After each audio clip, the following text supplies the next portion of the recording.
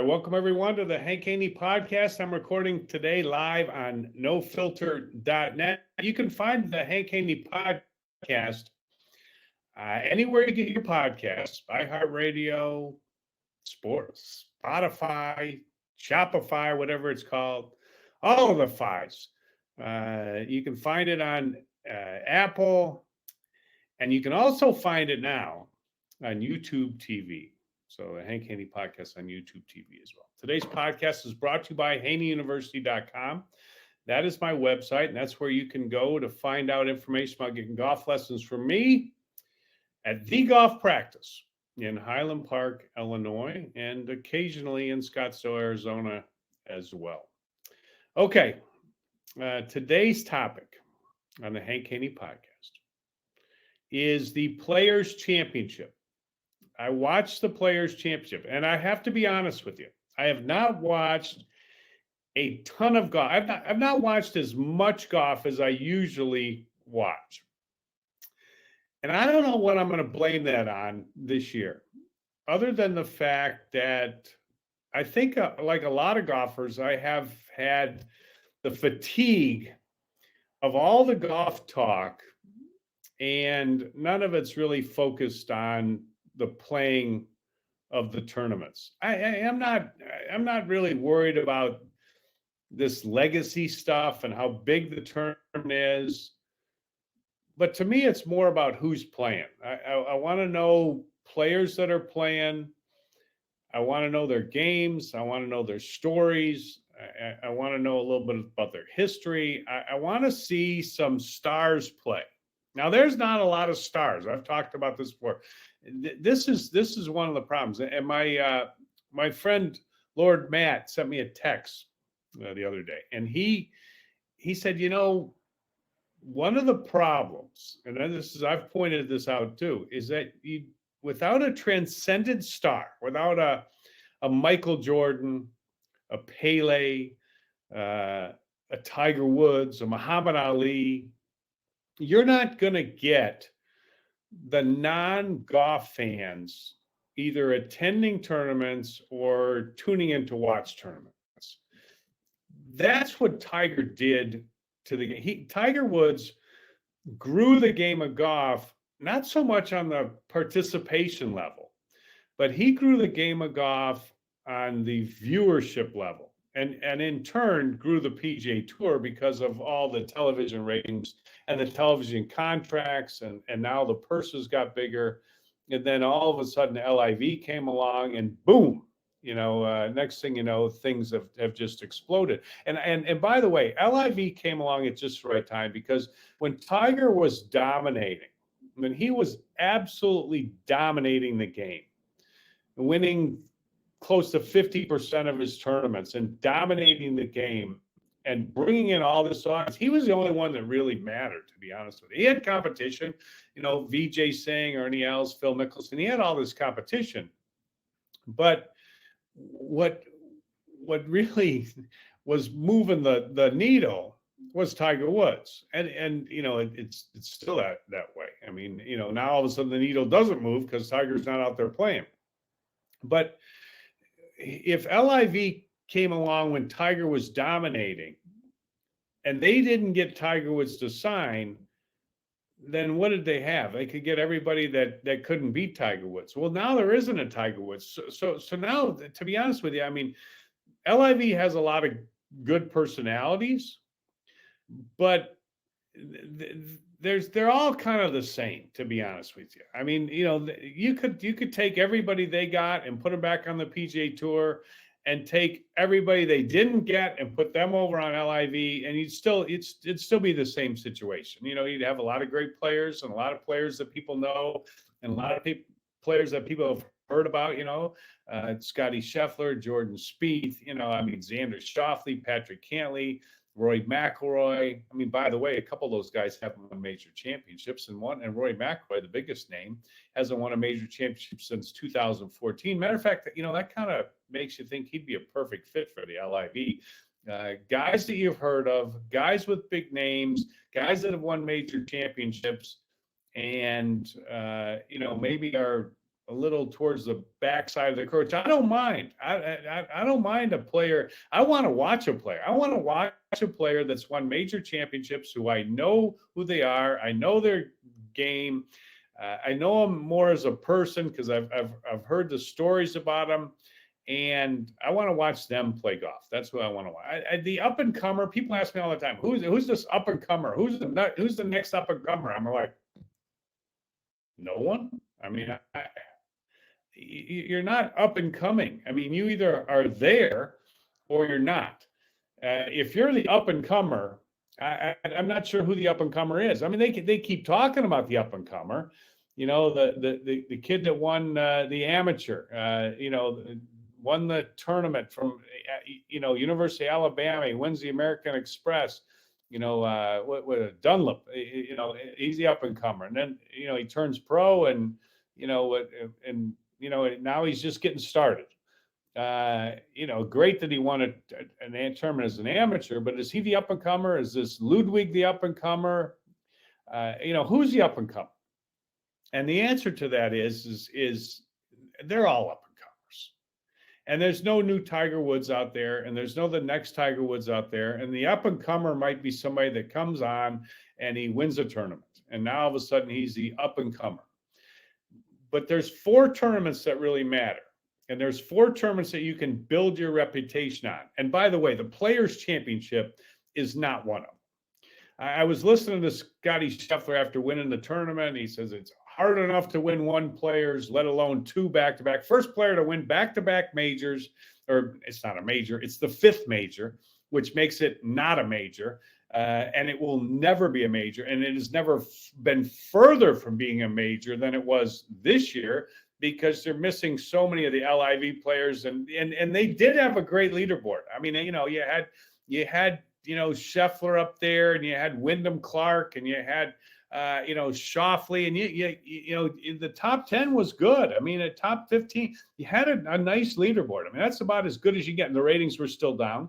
Not as much as they have been maybe the rest of the year, because you had a good leaderboard, but it's still not the same. I mean, you can't take half your talent away, a third of your talent away, a quarter of your talent, however you want to slice it. I mean, I'll tell you what, one thing that it drives me crazy. And this whole deal is when I hear the announcers, TV, radio, and they tell me what this guy's world ranking is. That's the most bogus ranking system that there is on anything. Forget about just golf, on anything. It's the most bogus rank. So when they keep telling me, oh, this is a great field, and we got this player here, and we got this player here, and this player's ranked this, and this player's ranked that, I believe one ranking. Scotty Scheffler is the best player in the world. He won back-to-back players.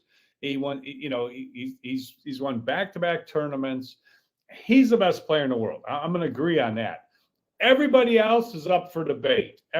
Nobody else on that list. Go down the world golf ranking list, and none of it is correct except for the number 1 spot. It's a 1-spot rating, and they're fortunate that they have some credibility. They don't have much. They got an inkling of like a little bitty credibility, like the smallest credibility you could have. I mean, I don't know how you could have a smaller credibility than they have, but you do have a little bit of credibility because the number 1 player on your ranking, your world golf ranking, is the number 1 player, and that's Scotty Scheffler. So he wins the Players' Championship, and first time in 50 years somebody's gone back to back, and of course they're not going to mention, and they, and I don't blame them. I mean, why would they? But they're not going to mention that. Yeah, he won back to back. But it's not how it used to be. Like you, come on, you got to put an asterisk there.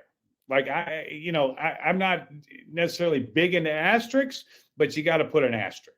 There's an asterisk on any tournament you win on the PGA Tour that's not a major. And you know what? They're toying with having asterisks on majors too. They're not there yet, but they're almost there. Like if they don't let some of these LIV guys into the majors, then they're going to have they're not They're not 100% of the way there, but they're teetering on asterisks in major championships too. They're teetering. They're on the teeter.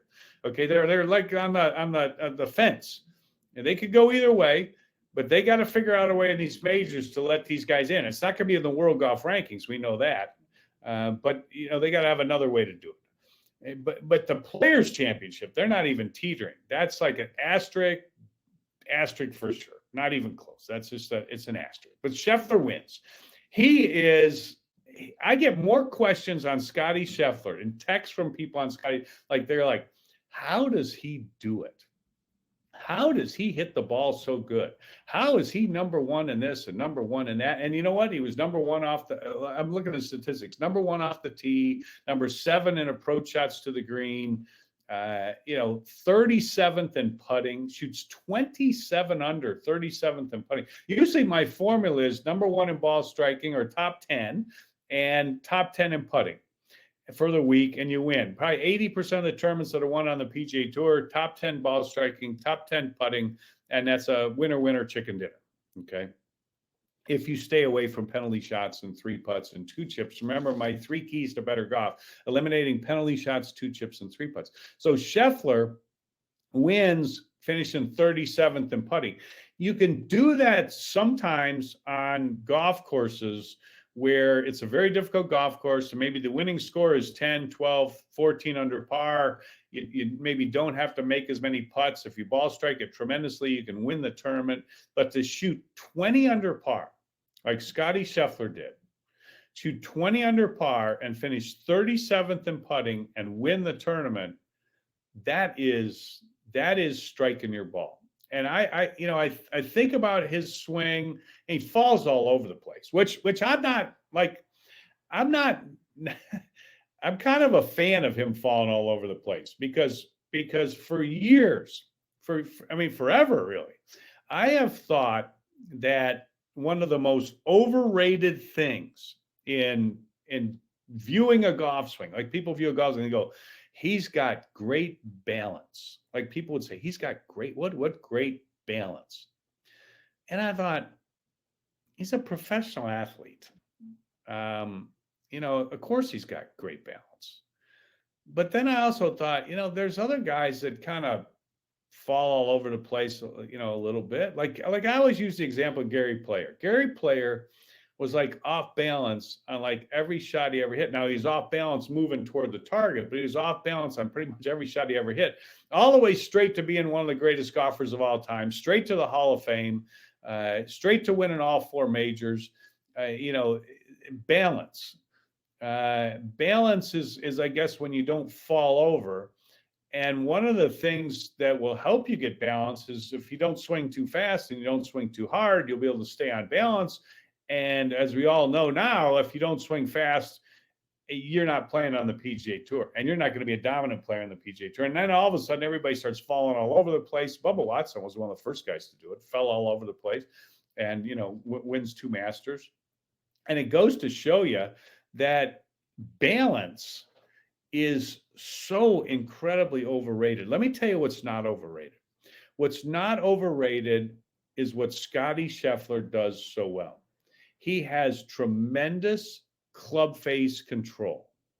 He controls the club face. Like it's unbelievable how square he can get that club face through the golf ball. And I have students I teach. As a matter of fact, I have a junior golfer I teach that's got a nice swing, and I look at his swing and I think, I'm watching on the Foresight monitor or the TrackMan monitor, and one time the face is square at impact, the next time the face is 4 degrees open, the next time the face is 6 degrees closed, the next time the face is 5 degrees open, the next time the face is 2 degrees closed. And I'm like, but the path is pretty good every time. It's not varying by much. The path is within 2 or 3 degrees every time of straight or to the right or to the left, but the club face is all over the place. And I think he needs to learn better club face control. That is what Scotty Scheffler does so good. He is the launch monitors have brought this so much to the forefront, is that you can do this on the takeaway, you can do that on the takeaway, you can top of the swing can look like this, top of the swing can look like that. But what really matters? What really matters is when the club impacts the ball. The angle the club's coming down, the angle the club face is pointed. Is it to the right of the target, at the target, to the left of the target? And how does it coordinate with the path of the swing? Is the face square to the path of the swing, or is it open or closed to the path of the swing? And does it match up to give you a great golf shot? And that's what Scottie Scheffler does so well. It's not the easiest thing to teach. It's not impossible to teach. But you have to be able to square up and get your hands in the right place, in the same place, like time after time after time after time, even when things are a little off. And it's crazy because like sometimes Scottie Scheffler will be on pretty good balance and he'll have the face square. And other times he'll be falling all over the place and he'll still have the face square. He's great at controlling the club face. A matter of fact, greater than maybe anybody ever, because he doesn't have the most picture perfect swing. I think his swing's better than maybe people give it credit for, but he doesn't have the most picture perfect swing. But what he does have is he has incredible club face control. And that's really, really what matters. So that's my answer to Scottie Scheffler. Why is he so great? And he has a tremendous attitude. You can't, as bad as he's been putting in the last year, and it's gotten to him a little bit, but minimally it's gotten to him. He controls his emotions great. He's got a great attitude about life and golf and just, everything in general. And I think that helps his game. And he's not scared, and he's been there now enough times. And when you do it at the Masters, then you can do it anywhere. Just remember that. When they get it done at the Masters, they can do it anywhere. There is pressure at every tournament players playing. There is pressure at major tournaments that is greater than at a regular tournament. And why is that? Because at major tournaments, when you win a major tournament, now you win more money. And when you win a major tournament, it sets you up for a future that is brighter than the one you had before you didn't win a major. Okay, and just remember, it's about the money. Oh, it's about the legacy, but the legacy leads to money, and that creates pressure. They know that if I can win this tournament, this is going to set me up. This is going to be a big deal. And of the majors, the one that has the most notoriety and the one that leads to the best future financially is the Masters, and legacy wise as well. So if you can win the Masters, that is the one you want to win. So in turn, that means, and it's also the most watched tournament. So that factor as well makes it that the Masters has the most amount of pressure. And if you can win the Masters, then you have proven you can handle the utmost pressure that is offered on the PGA Tour. And Scottie Scheffler's done that. A lot of the greats have done that. And some of the greats haven't done that. And some of the greats haven't been able to handle that, and we know who some of them are. Doesn't mean that they can't, doesn't mean that they couldn't. Greg Norman was plenty good enough to handle the Masters, but he didn't. Rory McIlroy is plenty good enough to handle the Masters, but he hasn't.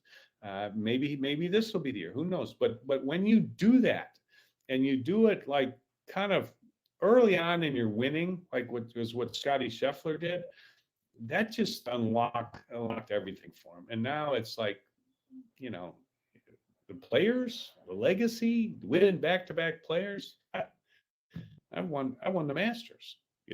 I've won the Masters, and and then I won the players too. And now it's just it's like the rich get richer, and it gets easier and easier and easier. And that was a nice tournament, the players, but drama I heard people talk about like this was the greatest, this was so great. The drama, the it was so. I must have missed that. I mean, I watched it all. I didn't really like. I don't know. I just didn't. I didn't see it. I mean, I watched Scotty Scheffler win the tournament. He hit a good, a great drive on 16. Um, had a chance to hit his second shot in there with an iron and missed the green into the bunker. I mean, he didn't stuff it in there 10 feet and make eagle. He hit it in the bunker, hit a great sand shot, tremendous sand shot. Not a hard sand shot, but hit a great one anyways. Great one up there, gimme, tap in. 17, great drama. He hit a conservative wedge, not a 4-iron, a wedge. Hit a conservative wedge into the middle of the green. Hit a great lag putt, tremendous. Now, if you're, if you like think drama is watching lag putts, then yeah, that was a lot of drama. That was a great drama. He lagged it up there, and then 18, he hits a good drive, and that was nice. Hits a really, a conservative iron. He's got a 1-shot lead. You're not going to take it right at the pin. You're going to take it to the right of the pin. You're going to try to make it from 10 feet. He thought he hit it perfect. He thought it would kick a little bit to the left and have a 10-footer. It didn't kick to the left. He had a 15-footer or 18-footer or whatever he had, and he, hit a good putt and he missed it. You got Schauffele. What is, on 17, he hits a really good shot, but he misses the putt. Wyndham Clark, he's 2 shots down. He hits a great shot on 17. He makes a putt. Okay, now you got the drama on 18. You got the 2 guys down by 1. Scheffler's warming up on the range. You got the drama. Here's the drama. Schauffele misses the fairway. It's didn't look like a bad drive, but runs it through the fairway. Okay, that pretty much takes him out of it. He not birdieing from there. Hits it on the back of the green. Pretty much no chance. 60-footer double break. He ain't gonna make that. And then you got the Wyndham Clark going for the tie, and he hits it on there. And that's not a great second. I mean, a good tee shot. It's an iron off the tee. Drama, iron off the tee, and hits it down there good. And the game's changed a lot. And you can hit iron off the tee there and hit a short iron in. That is the game changing. I guess that's why they're rolling the ball back. It's not going to make any difference. They're still going to hit iron off the tee, and in a year or two, and then they're still going to hit a short iron in there. And then he hits it in there, and he hits a really good putt, and it goes halfway down, and then it doesn't. It goes halfway down, it doesn't. So there's your drama. It wasn't, it wasn't to win. It was to tie. And if we'd have gone into the playoff, then you'd have had some real drama. I don't know, a little back and forth. To me is kind of drama. A playoff is drama. This guy's leading. He makes a bogey. He makes a double. This guy makes an eagle. This guy finishes eagle par birdie. This guy finishes, eagle birdie.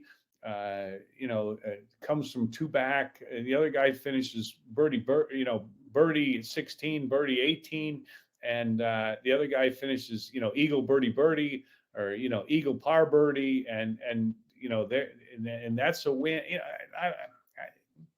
I'm not sure about what I just described as being drama. I'm not trying to be cynical. It's just that like when I listen to some people's description of what's actually happening, this doesn't match necessarily what I'm seeing. But I did enjoy watching the tournament, and that Brian Harman played great. He's the other one that played good. He had a chance too, but he hit hit it in the rough on 18, and that kind of took him out of it as well. And then he didn't really give himself much of a putt. But nice leaderboard, familiar golf course. a golf course that typically has drama, though you didn't have much on 17. They put the tee so far up. This guy hitting wedges on that hole. And it's I don't think that's that's not a lot of, no wind on 17 and you got a wedge in your hand.